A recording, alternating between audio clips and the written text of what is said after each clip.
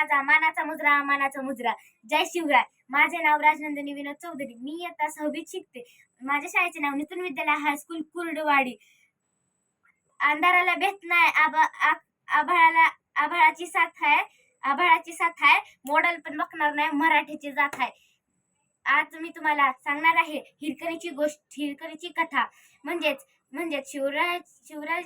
शिवाजी महाराजांची यांच्या काळातील थोर स्त्रीची कथा आहे ही.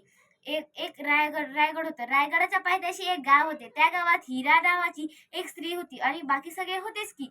पण हिरा इतकी शूर होती, इतकी धाडसी होती की ती काय माहिती तिला ना रायगडाचे दर्शन घ्यायचे होते. म्हणून तिला रायगडाला जायचे होते. पण ही कथा आहे कोजागिरी पौर्णिमे दिवशी. कोजागिरी पौर्णिमे दिवशी उगवला हा दिवस. कोजागिरी पौर्णिमेच्या आदल्या दिवशी राजे म्हणाले सगळ्या गवळींना सांग की कोजागिरी पौर्णिमे दिवशी एक हांडाभर दूध घेऊन सगळ्यांनी यावे म्हणून सगळ्यांना सांगितले. ही गोष्ट हिरापर्यंतही पोहोचली. हिराच्या जायच्या अगोदर एक प्रश्न मनात आला. माझे बाळ एकटे घरात राहील ना, माझे बाळ एकटे घरात झोपेल ना, असा हा प्रश्न पडला तिला. तर हिरा तिच्या बाळाला तो दिवस आला जो कोजागिरी पौर्णिमा दिवशी रात्री दूध घेऊन जायचे होते गडावर. म्हणून हिरा तिच्या बाळाला झोपून ही आपण निघून गेली आणि आणि त्यांना जाता जाता सांगितले होते सेनापतींनी की वर जावा आणि मग परत जो माठ तुम्ही घेऊन चालला आहे तो परत घेऊन यायचा.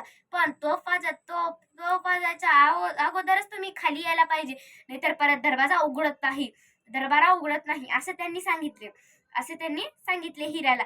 मग सगळे गेले आणि परत येऊन यायला लागले. पण हिरा मात्र काही खाली आली नाही. तिनं सगळं रायगड पाहायचं होतं आणि रायगड खूप सुंदर होतं. म्हणून तिला रायगड खूप आवडलं होतं आणि तिला दर्शन सुद्धा घ्यायचे होते.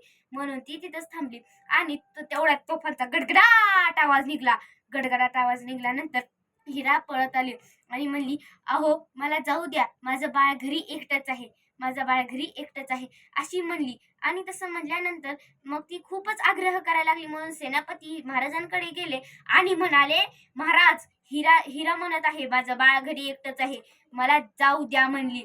आणि मग हिराला ती ऐकून, पण हिरा तर कुठे सापडेना सेनापतींना. मग तिचा एका कड्यावर सापडला आणि ते कडा खूपच मोठा होता.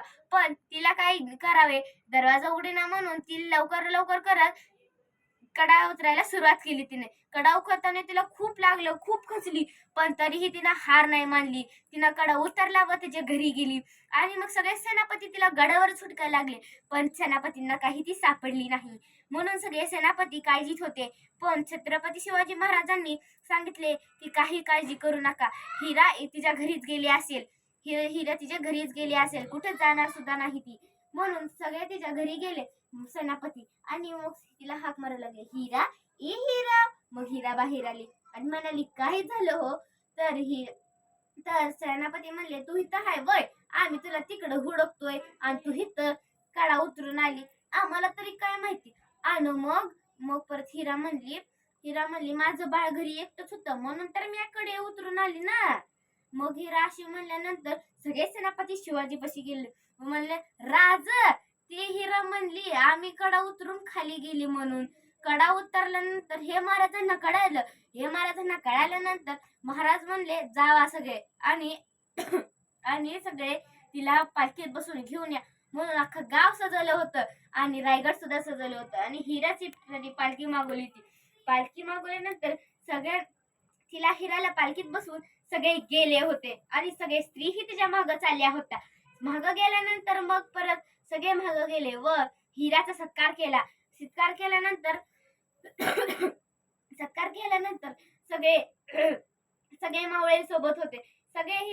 सत्कार केला व तिच्या नवऱ्याला सगळे कपडे वस्त्रही ती दिली. वस्त्र दिल्यानंतर शिवाजी महाराज म्हणले, लढावे तर हिरासारखे आणि हिम्मत दाखवायची. हिम्मत दाखवली आणि हिराने हिम्मत दाखवली. म्हणून हिंदू सम्राटाची ती शान झाली. आणि मग हिरा तिचे नाव होते आणि ती हिरा ते कडा उतरली. म्हणून गडाचे नाव हिरकणी बुरुज ठेवले. लढावे तर वाघासाठी